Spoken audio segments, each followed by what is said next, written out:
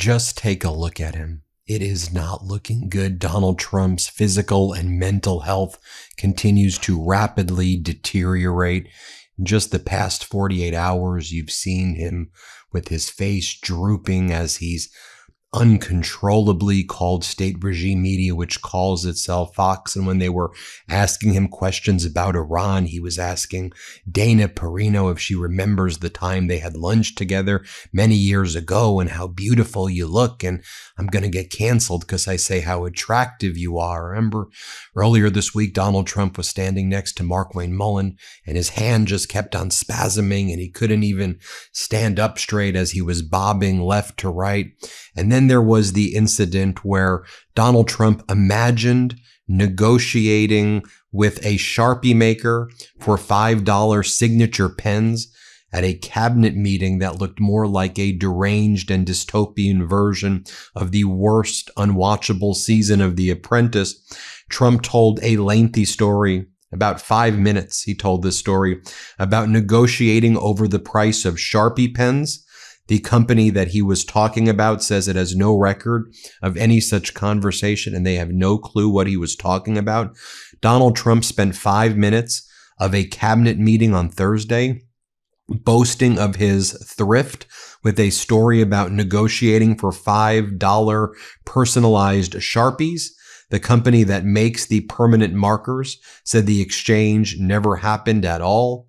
Or on Friday when Donald Trump was speaking at an event in Miami, some financial conference, which was attended by certain people from Saudi Arabia, as an American military base in Saudi Arabia was hit with ballistic missiles from Iran.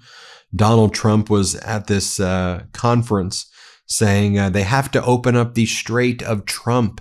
That's what they're calling the Strait of Trump, everybody. That's what they're calling it. Here, play this clip right here. It'd be great if we could do something, but they have to open it up. They have to open up the Strait of Trump. Hormuz. Excuse me for this. I'm so sorry. Such a terrible mistake. The fake news will say, he accidentally said, no. There's no accidents with me, not too many. If there were, we'd have a major story. And then seeing more of Donald Trump's disinhibition, a sign of onset Alzheimer's, onset dementia itself, full-blown in Alzheimer's as well. And I'm not saying that that's what it is. I'm just saying that it's my opinion that that's what happens during onset. Donald Trump starts saying, ask me, he was telling the crowd at this financial event, he's like, ask me whatever you want. You want to ask me about sex? Ask me about sex. What do you mean ask you about sex? What are you talking about? America's at war right now because of you, an unlawful war against Iran, where our troops are exposed, where our economy is crashing and the markets are horrible and there's a jobs recession and it's only going to get worse. And you're saying, ask me about sex? What are we watching here? Here, play this clip. So I want to just thank everybody very much. And I'm asked to take a few questions. And unlike other politicians, they would like the questions screened. I don't ask for screening of the questions. You can ask me anything you want. You can talk sex. You can do whatever the hell you want. I'm here for you. Whatever question you want, you can ask. So do you want to do that? Do we have some people handling this? Here he comes. Look at this man. Very powerful man coming up, ladies and gentlemen. And then earlier in the day, Donald Trump was giving a speech at the White House, and then he just burst out into dancing the YMCA. I'm only going to play a second and a half of this, but here, play this clip. Now I want to bring in Democratic Congressman Subramanyam from Virginia. Congressman, it's great to see you, as always. I've been showing some clips there at the outset showing Donald Trump's physical and cognitive deterioration, which seems to be going at a significantly even more rapid pace recently. I want to talk about that. But I mean, you have these alarming headlines like inside the White House, Trump aides are saying that Donald Trump just wants to kind of move on. He's getting bored by the war in Iran that he started. The script is getting dry for him, and he just wants to, not as exciting as it was. I mean, you have the Russian Duma delegation yesterday invited by Trump officials and MAGA Republican Congress members. And by the way, the MAGA Republican Congress members took them around on like Capitol Hill tours, and they were like in the cap. These are sanctioned Russian Duma members.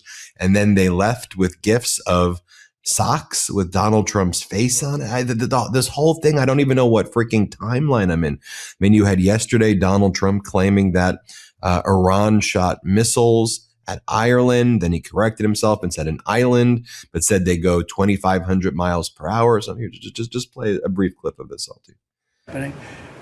And I think we've been proven right. You know, they took one missile, went 2,500 miles. They supposedly didn't have a missile like that. They had no missile with that capability. But they shot the now famous Ireland, the island that. And then he's calls into Fox, and Dana Perino, who I'm always very critical of, but she asked him a serious question. Why aren't we hearing from the people of Iran? You know, what's going on there? You and Netanyahu promised that there was going to be this popular uprising and everybody was going to be shown, and we're not seeing that. So Donald, what do you make of that? Just watch his response. Let's play it. That we have not been able to see or hear from any of the Iranian people. And I imagine that is because their internet is shut down. And I think there is some general worry about them. Obviously, their government treats them terribly and killed tens of thousands of them in January. Again, like Kayleigh, I would never ask you to tell us something that is classified, but do you have any insight as to how they are doing? Do they have drinking water? Do they have food? Right, I do. It's upsetting. I do. But first, do you remember when we had lunch years ago in the base of Trump Tower when it was a brand new building? It's a long time ago, yes. A long time ago, and you haven't changed. Oh. You have not changed. Now, I'm not allowed to say this. It's the end of my political career, but you may be even better looking, okay? So I don't know what you're doing. But I will not say that. Has a lot I will to do not with say that. that because that will end my political career. You know, you're not allowed to. You know, Congressman, I mean, it's just deeply serious stuff happening right here, and that's how he's behaving. It's clownish, but it's deadly. I mean, this has real consequences. I want to get your take on what you're seeing in terms of his physical, mental decline. Yeah, his decline is really bad because you wouldn't want someone like that running your HOA, much less the free world and being the president of the United States. It's erratic. It's chaotic. What I love seeing when he says things like that is looking at the reactions of his advisors or looking at the reactions of foreign leaders like the Japanese prime minister the other day, and just the looks on their faces of, I can't believe this guy is the president of the United States. But it has real consequences. We're in this chaotic war. We have chaotic domestic policy.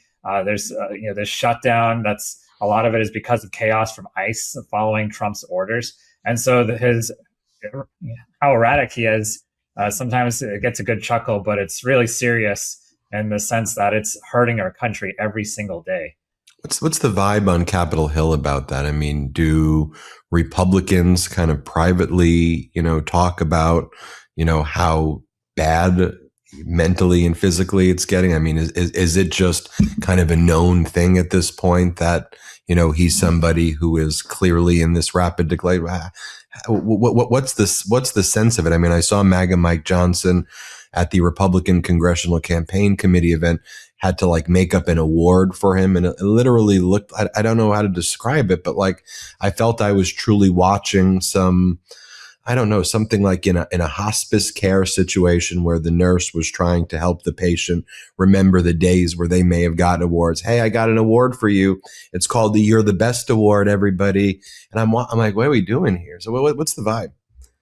I think Republicans on the Hill just try to separate Trump the person from Trump the policies, but you really can't because his policy positions change all the time, right? Remember, he was against any war against Iran, accused Kamala Harris of being the candidate who would take us to war with Iran, and now he's all about war with Iran and has started one. And so they try to separate the two, but you can't because his erratic personality, his chaotic personality means erratic and chaotic policy making. And remember, Republicans on Capitol Hill and across the country, they follow him wherever he takes them. And so it's their policies too. And so I've talked to Republicans who they're about to go on a news show and then they hear Trump said something that sometimes may contradict things that they believe or have said in the past, and they just go on and have to defend him or try to sidestep the question. That's the Republican Party today, and that's why we need to elect Democrats and have Democrats back in the majorities to actually be a check on this chaos. You sit on the House Oversight Committee. There have been numerous depositions recently of Epstein's former accountant, Khan, former lawyer, Indyke, which led to information about private investigative firms hoarding potentially these hard drives that were never turned over to the Department of Justice when there were, the criminal investigations into Epstein. I mean, that sounds to me like the craziest thing ever, that they would not get these hard drives. But again, we know that there are millions and millions of documents that are still missing. And then there are these potential hard drives. And I know the House Oversight Committee is taking steps to try to reach out to these private investigative firms. What can you tell us about that? I just can't believe that our House Oversight Committee investigation, mostly pushed by Democrats and some Republicans, a few Republicans, is probably the most comprehensive investigation of Jeffrey Epstein. And think about all the crimes he committed, all the things he's done, all the powerful people around him, and the FBI and the DOJ, and even law enforcement across the world was covering up, was turning a blind eye to all these actions. And this is just another example. We talked to a guy named Indyke, another one named Khan, to the accountant and the lawyer who developed the infrastructure around Jeffrey Epstein to make sure he could commit the crimes that he committed. And law enforcement had never interviewed them. They'd never deposed them before. The only time they were ever deposed was in a civil suit. So that's why we're doing this investigation. And now we hear from Indyke, the lawyer, that there's this hard drive with more files and more documents on it, some of which may be incriminating. So we're just going to keep going down this road of investigating what we find. And every time, we peel another layer comes up and more comes up. And so the other thing is there's actual consequences in other places like the UK. We've got former princes there, ambassadors being arrested. But this Department of Justice continues to cover up for the president and his friends, and they refuse to lead any prosecutions or more investigations into this. And certainly they refuse to release the other 2.5 million files. We're getting poll after poll showing Donald Trump's approval sinking to record lows. I believe, actually, the work that you and Congressmember Garcia and Congressmember Khanna and so many others, Representative Stansberry, so many others on the House Oversight Committee, the work that you've done on the Epstein files was really, to me, one of the first major breaking points. I mean, yes, there were things happening in 2025 where Trump was sinking, his tariffs against the world were unpopular, but getting that from that 37, 38 to starting to see the drops in the low 30s and the 20s to get to that next level, I think that started opening up the eyes to even people in his base and some independents saying, wow, if they're lying about child sex trafficking, they're going to lie about literally everything. And it opened up their minds to start saying, were they lying about this? Were they lying? And using the same analytical framework, which to me is just opening up your eyes as a framework. They saw, okay, got it. I've been lied to here, and here. And so I bring that up because, redistricting in Virginia, major issue. I want to hear from you about it, but it has these broad implications because voters are outraged. But there's just so much going on right now because of all the efforts of like what Trump started to do with his Texas gerrymander. So it's a little bit just confusing out there, so break down the importance of the Virginia redistricting for us. And given all we're seeing with the landscape throughout the country and Trump's decreasing popularity and MAGA's decreasing popularity, why it's so important that we focus on it. Yeah, remember, as you said, Trump is deeply unpopular, and so are Republicans on Capitol Hill. They don't think they can win this midterm election on an even and fair playing field. So they reached out to Texas, forced the Texas legislature to add 5 Republican seats. California responded. But now other states, Missouri is the latest, they're going to try to add and gerrymander 1 Republican seat. And Florida is going to do anywhere from 3 to 5. We're now in an arms race when it comes to mid-decade redistricting. And so Virginia, we're different than Texas in that we let the voters decide whether they want to do this. But we could potentially add up to 4 seats in Virginia to our delegation, that would mitigate all the damage Trump is doing in other red states across the country. So if you're in Virginia, or if you know someone in Virginia, come out and vote yes on this referendum. It's April 21st. And it's really critical because we need an even playing field if we want a majority that will actually put a check on President Trump. Otherwise, Republicans will stay in the majority because they were able to gerrymander their way back to staying in power. It's just fascinating, though. Democrats do it by a public referendum. Republicans just push it through their legislature, like they do in Texas. And so, I'm from California. So this was brought to the people. And in Virginia, yes, the legislature and the governor approved the framework of the redistricting, but then it's ultimately brought to the people. And so the question for the people of Virginia at this point is, are you going to support democracy at this point and be a check against Donald Trump's efforts to throw us into authoritarianism? So it's really important. And with all of the distractions happening, I'm glad we can talk about the redistricting. And so everybody in Virginia, take note of that. What day is it again? It's April 21st, but early voting has already started. You can vote today. And it's not a slam dunk. And we want to make sure we come out and vote because Republicans are actually running ads with faces of Democrats like Abigail Spanberger and Barack Obama, saying that these people want you to vote no. They're trying to sow this chaos and lie their way to victory in this one. So, Democrats like Spanberger and Obama are saying to vote yes. So are all of us. It's going to be all hands on deck. And it could be the difference between winning the midterms this November. Let me ask you one more question while I got you, which is this DHS funding. To be clear, ICE and Border Patrol are already funded. They've gotten hundreds of billions of dollars, which could be going to healthcare and other things. So just the very premise that ICE and Border Patrol need additional funding to me is a ridiculous concept. They're well funded. But Democrats have put down their markers, take off your masks, search warrants, don't be by polling stations, identify yourself, and other kind of basic things. Republicans say absolutely not. Donald Trump has refused to pay TSA employees, despite the fact that Democrats continuously introduce legislation saying pay the TSA employees. Really easy. Just pay them. We want to pay them. And Trump was trying to tell the Republicans, always vote against that. We want them to suffer. So people suffer in the airports, and then they'll blame the Democrats. But people weren't blaming the Democrats. They were blaming Republicans. And Republicans wanted to go on a recess, 2-week recess, their vacation, go back home. So, they realized they're going to have to wait on these lines. I think that was the biggest motivating factor, that they had to go to the airport soon to leave, and they wanted to help themselves as one of the factors while they were traveling. So Donald Trump issues an executive order, late on Thursday night saying, okay, I'm going to pay the TSA agents, which is like, okay, well, if you could just do it that way, why didn't you do it 40 days? Why did you just do that now? And then, then the Senate was like, okay, we're just going to pay the TSA agents, which is what the Democrats have been saying. Yeah, that's what we've been trying to do. And then in the House on Friday, there's a weird rule that says if you're Republicans, you don't vote on Fridays. I don't even want to try to even understand. You can't vote if it's so close to another vote right before your vacation and you're about to get mani and pedicures or something. I don't even care what the rule is. It's ridiculous. But what's going on? Yeah, we're going to vote on this either tomorrow or Monday.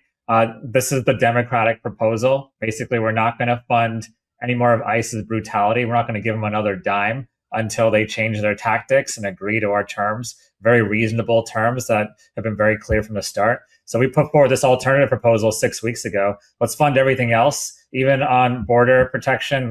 People who scan, the visas and the passports when you come to the airport. Those folks are going to get paid now. We're going to reopen these airports, assuming Republicans will join their Senate colleagues and vote for this. So this is, I think, not just a win for Democrats and that this was our proposal. It's a win for the American people. And now during Easter, we won't have to worry about Trump being erratic and deciding what he wants out of this shutdown from day to day, and certainly not sending any more ICE to the airports. I'd rather drain ICE's money than fund them anymore until they change their tactics.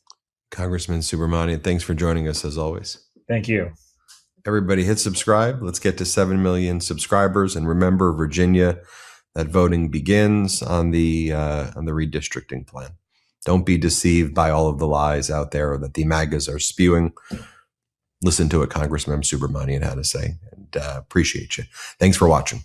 Want to stay plugged in? Become a subscriber to our Substack at MeidasPlus.com. You'll get daily recaps from Ron Filipkowski, ad-free episodes of our podcast, and more exclusive content only available at MeidasPlus.com.